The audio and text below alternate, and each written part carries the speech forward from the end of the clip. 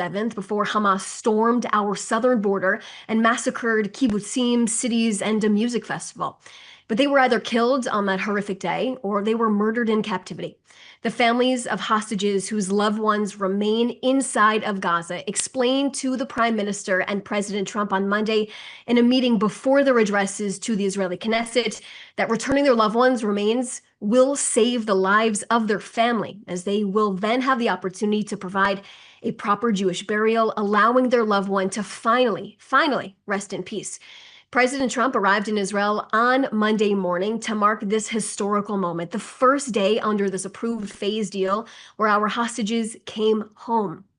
At that exact moment of his landing at Ben Gurion International Airport, the families of hostages began to reunite with their loved ones that were held in captivity for 2 years. 2 years. It's a moment two forces got us to: the commitment from Prime Minister Netanyahu and President Trump. These are two forces that exude power, leadership, and promise. With the help from President Trump and his dedication and efforts, Prime Minister Netanyahu was able to fulfill his promise to bring everyone home. I'm going to take a few questions right now.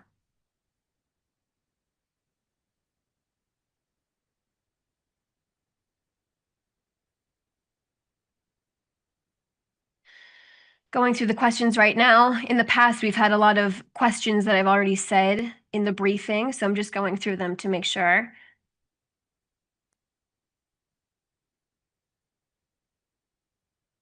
Okay. So the first question from Israel Hayom: what is the nature of talks currently taking place in Egypt and what are their status?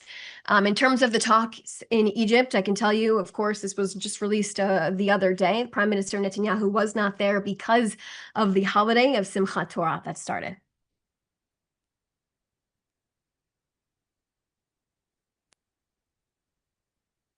From Joel Pollack from Breitbart News: one, is the Prime Minister's office concerned few of the hostage families have thanked the Prime Minister or the Israeli government for their help in releasing the hostages?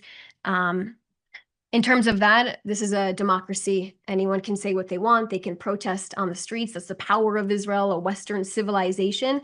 And of course, there are so many families that have thanked the Prime Minister, President Trump, for getting to this point in time. It was through military pressure. It was through diplomatic pressure that got us to this point in time, with the two forces that I mentioned before, Prime Minister Netanyahu and President Trump, getting us to this point. We have crossed the line. Like I said, he met with hostages last night at Bellinson Hospital. I was there. I saw it with my own two eyes. I saw the Prime Minister and his wife embrace these families, talking to them, hearing and sitting with them for 20 minutes or more, just about their stories in captivity.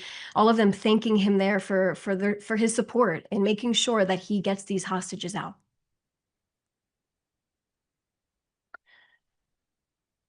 This is David Isaac from JNS. Could you comment on Hamas eliminating rivals in the Gaza Strip and how this might impact the Trump plan? This goes back to the Trump plan, which I'm glad you said, the 20-point plan. And the 20-point plan stands that Israel will make sure that Hamas is disarmed, that Gaza is demilitarized, and making sure that Gaza never poses a threat to the state of Israel again.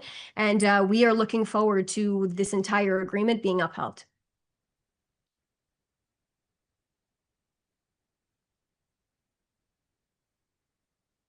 Okay, going through the rest of the questions right now. This is Sharon Niza from Italian Daily, Il Folio Italian Daily.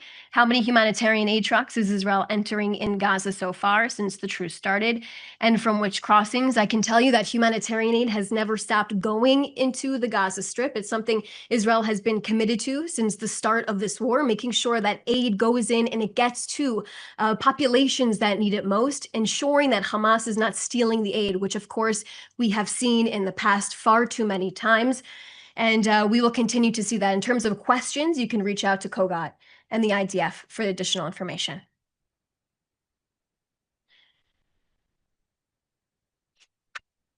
Just going through the rest of these questions here.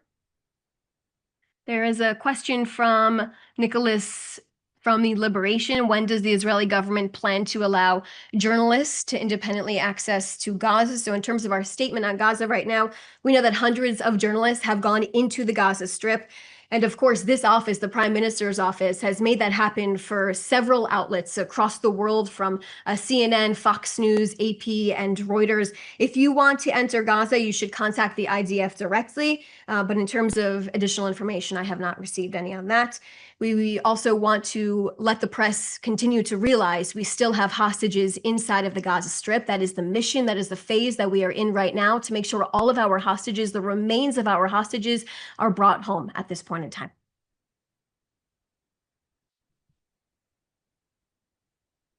Another question about the aid trucks that I responded to.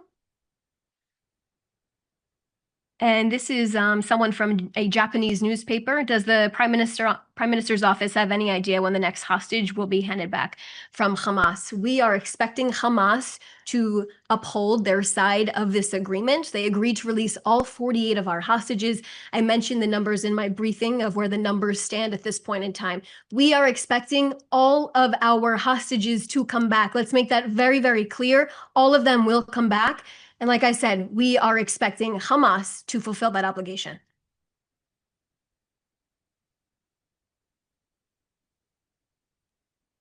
And more questions about the bodies of our hostages and the execution of Gazans inside of the enclave that I already said. We go back to the 20-point plan. Israel stands firm by that, making sure that Gaza does not pose a threat to the state of Israel ever again, and making sure that Hamas never has an opportunity ever to govern the people of Gaza. Going through the questions one more time. I believe I answered all of them. Thank you so much for joining. Appreciate it.